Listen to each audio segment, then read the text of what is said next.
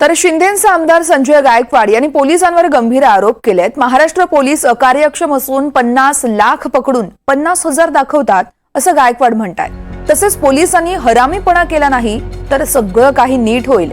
महाराष्ट्र पोलिसांसारखं अकार्यक्षम विभाग जगात कुठेच नाहीये अशी टीका गायकवाड यांनी पोलिसांवर केली आहे।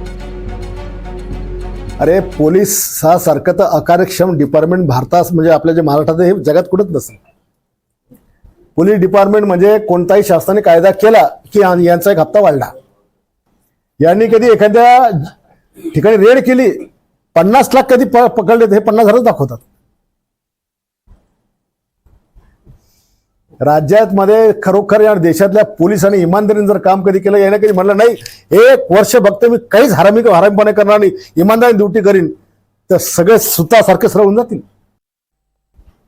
आम्हाला येतात धमक्या, समाजाचे चांगलं काम करतात येणारच आहेत।